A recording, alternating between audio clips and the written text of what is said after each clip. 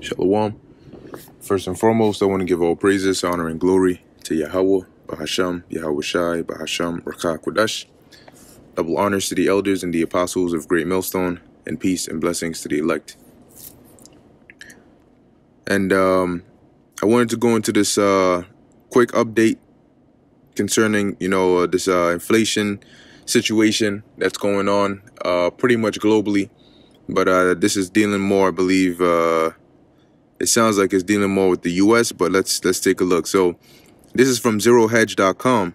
And like always, I'll leave the link to this article inside of the description box.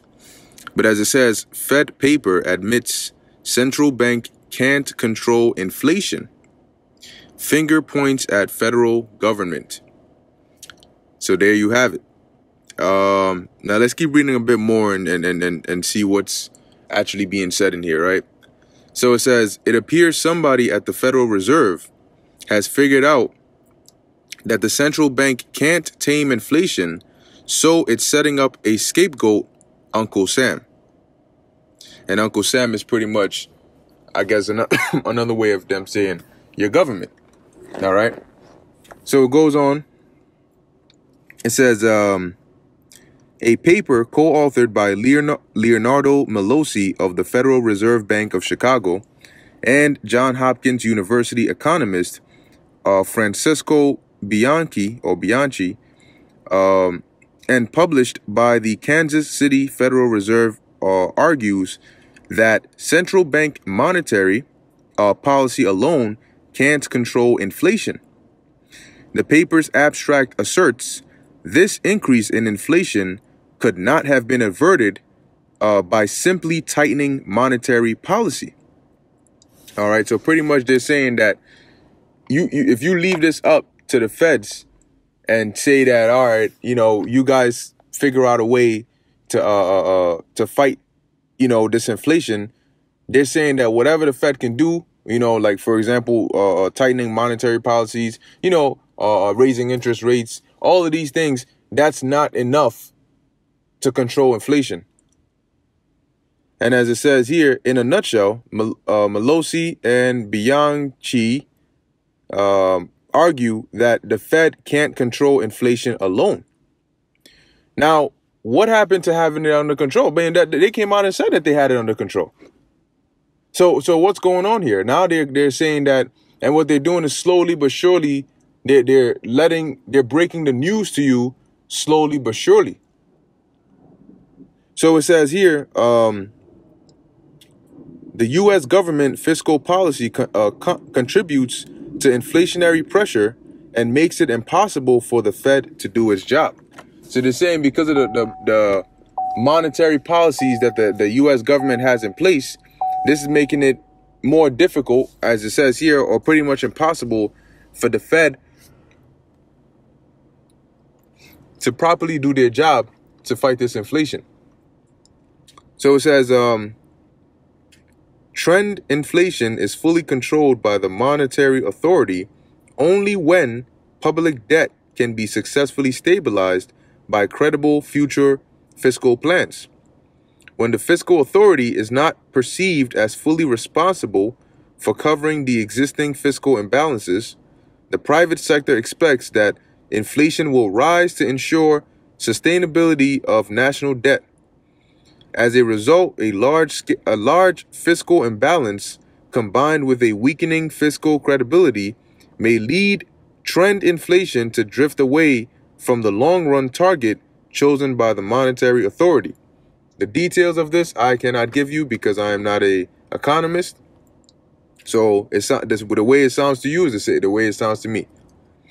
It says there are a couple of startling admissions in this single paragraph. Good thing is the article explains what this means. So it says, first, the authors acknowledge that the federal government uses inflation as a tool to handle its debt. In other words, it acknowledges that we are all paying an inflation tax, right? Which is something they do, right? So in order for, they're in debt, they need that money. They, through inflation, right? You pay an inflationary tax, right? So pretty much something costs $5 because of inflation. It costs $7, you're paying $2 more. It says here, Peter Schiff talked about this inflation tax in an interview on Rob Schmidt tonight. Inflation is a tax. It's the way government finances deficit spending. Government spends money. It doesn't collect enough taxes, so it has to run deficits. The Federal Reserve monetizes those deficits, prints money, then they call it quantitative easing, but that's inflation. Government is getting bigger and bigger, and families across America are going to have to bear that burden through higher prices.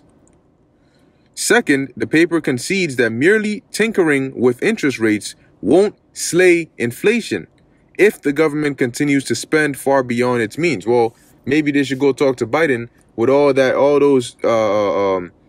those packages he's coming out with. You know, you have here the student loan debt relief, the Inflation Reduction Act or whatever. All the stimulus money they've been throwing in there. This and all these things are leading to, look, I said this I forgot when it was, but it was in a video, you know, a couple months back, about how they work in reverse. They don't look for solutions for your problems.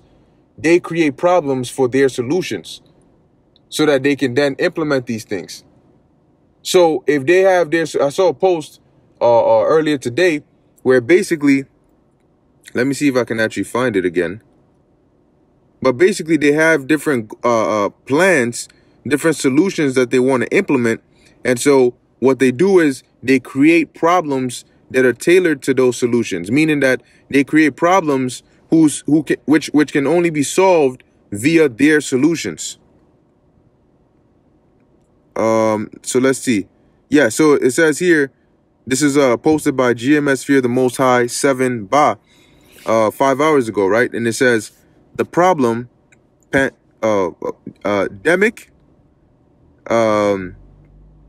demic, supply chain crisis, energy crisis, inflation.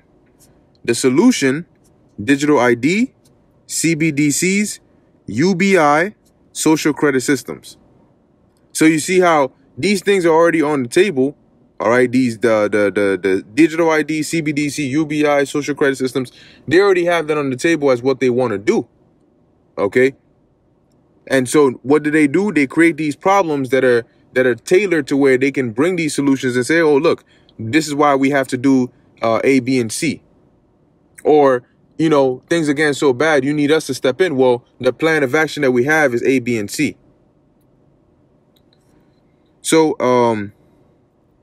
as it says here, right? Second, the paper concedes that merely tinkering with interest rates won't slay inflation if the government continues to spend far beyond its means. So they know exactly, they understand exactly what's going on. But a part of their job is to make it look organic, make it look as though this isn't happening.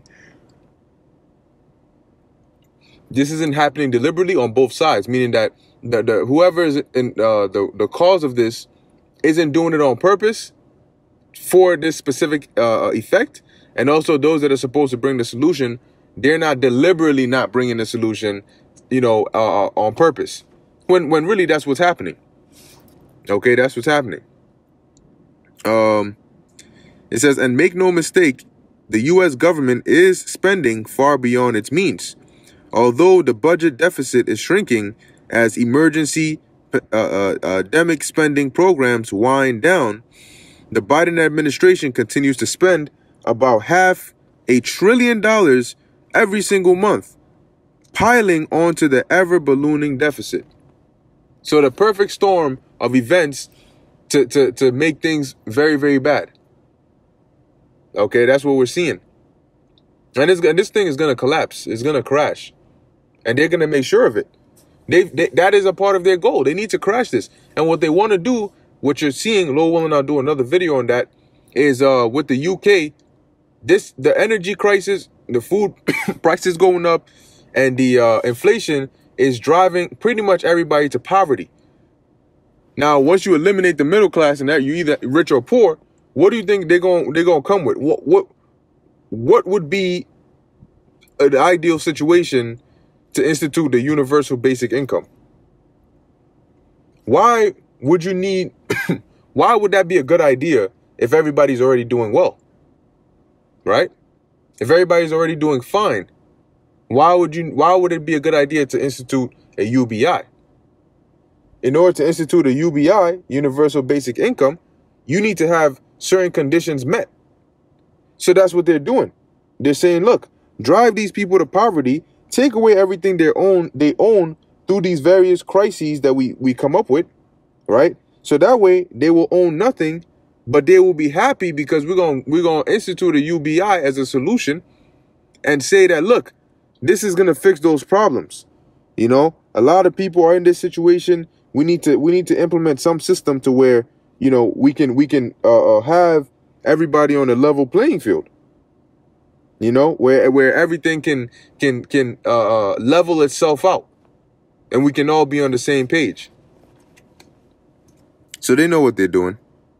Let's see. Pelosi and beyond, yep, also tacitly admit that the Fed isn't going to win this inflation fight and warns we could be heading toward stagflation. Okay, let's see what else we got here. It says here, Pelosi and B, we call them B, and you have these names, you know, we're just gonna abbreviate that. So Pelosi and B call this a pathological solution. Monetary tightening would actually spur higher inflation and would spark a pernicious fiscal stagflation, with the inflation rate drifting away from the monetary authority's target and with GDP growth slowing down considerably. Let's see. Yeah, it says here, the Federal Reserve has raised rates to 2.5% despite mainstream assertions to the contrary. It appears the economy has already dipped into a recession. But once again, they're not sounding the alarms. So people are still calm. But once you get in too deep where there's no way out, then they start sounding the alarms via the mainstream media. It's going to be too late. You know, that's why you got to pay attention to the alternative news sites, news sources. You know, stay up to what's going on. Be up to date. Pay attention to current events, because your mainstream media, before it hits your mainstream media, it would have already been too late. At least enough for you to do something about it. So it says here, the Federal Reserve has raised rates to 2.5%. Yep. Private sector economic activity has dropped to the lowest since early in the C lockdowns, and the housing market is tanking. And the economy has charted 2 straight months of negative GDP growth. During his Jackson Hole speech, Jerome Powell said the Fed will use our tools forcefully to get inflation under control, and even conceded that it will cause some economic pain.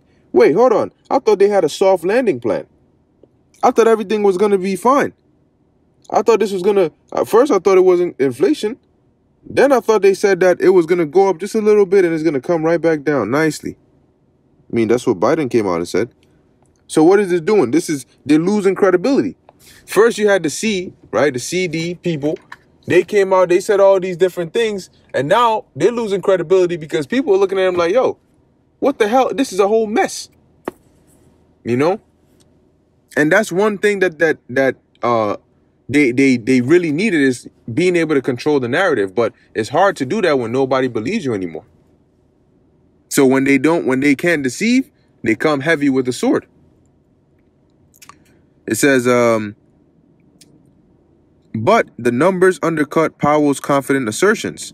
The Fed would have to raise rates to a level that would obliterate this bubble economy in order to cool inflation. This is why I keep saying they're in a what's the saying? A rock in a hard place or something like that. They can't go either way. If you don't do anything because you fear what the consequences of raising the rates, this inflation is gonna consume this place. If you do something, then you have to do something drastic, and doing that drastic thing can very well crash this economy that you're so-called trying to save. So what do? TikTok, right? TikTok. You don't have much time. I think the central bankers know this. This paper, co-authored by a Fed official, makes that pretty clear. I think the central bankers are setting the stage to finger point and pass the buck when this whole inflation fighting scheme blows up in their faces. And it looks like it will. And once it does that, well, I mean, may God have mercy on us all. I mean, that's just a joke. That's a joke. But yes, may the Most High have mercy on us. It says here, the paper states that the central bank can control inflation only when public debt can be successfully stabilized by credible future fiscal plans. Do you think that is going to happen? I don't either. So if that's not going to happen, what does that mean? That means they can't control inflation. And yet people still, matter of fact, you know what? Yeah, let me actually read a little bit more and then get a quick precept here. It says, in one sense, I think the Fed is setting the stage for its own failure. It's already making excuses, and it's a little pathetic. And it goes on to read, in plain English, the central bank can't stop inflation when the federal government needs inflation to survive.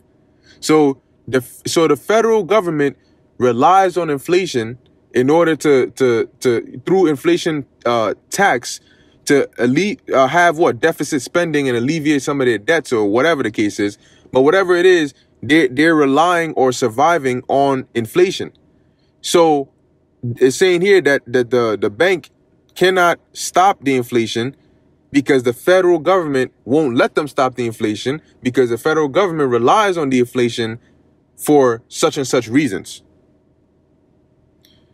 It says this paper won't get much attention. In fact, it comes with a disclaimer. The views in this paper are solely those of the authors and should not be interpreted as reflecting the views of the Federal Reserve Bank of Chicago or any person associated with the Federal Reserve System. Regardless, they swerved into the truth, and we'd do well to pay attention. Yeah, because that statement is damage control. Damage, they know, because does that mean that this statement is not true? Because they're saying that, oh, this does not reflect the overall view of the Federal Reserve Bank or whatever the case is. Okay, but does that take away from the fact that what was said in this this paper is true or not? Because this paper may be true, but you may come out and say, well, the whole Federal Reserve does not, this isn't our point of view. But how does that change anything? It doesn't. So at the end of the day, this is what's going on. But I wanted to get a precept here in the book of Proverbs, chapter 1, and specifically in verse, where are we at? Yep, Proverbs 1 and 22. It says, how long, ye simple ones, will ye love simplicity, and ye scorners delight in their scorning, and the scorners delight in their scorning, and fools hate knowledge. How long? Because as the scriptures say, let me see. Verse 32, for the turning away of the simple shall slay them, and the prosperity of fools shall destroy them, because they're not paying attention. The scriptures say that a prudent man looketh well into his going, right? A prudent man foreseeth the evil and hideth himself. But the simple pass on and are destroyed. So instead of paying attention to these kinds of articles and the news and these things, people are worried about being outside, worried about going to Bad Bunny concerts, worried about doing all these vain things, and they're not foreseeing the evil in order to prepare themselves to hide from it. And the only way is to seek Yahweh Ba'ashem Yahweh Shai. That's the only way. But that's the thing. When this thing goes down, these people are not going to try to do that. Some might, but it's going to go down and people are going to get so desperate. They're going to be seeking immediate carnal solutions. And that is not going to be the way to go. Our way out of this is through Yahweh, Bahasham, Yahweh Shai. That is it. And we believe that. And that's what we're going to do firmly and wholeheartedly. All right. As Joshua said, as for me and my house, we're going to serve the Lord. We're going to trust in the Lord.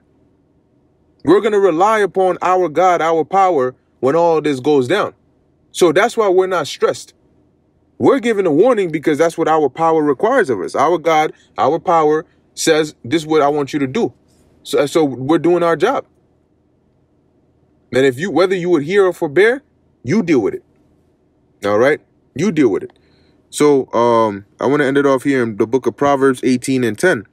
It says, the name of the Lord Yahweh, Bahasham Yahweh Shai, is a strong tower.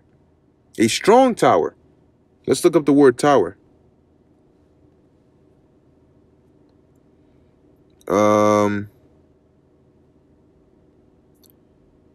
Yep, it says here, tower, elevated stage, pulpit.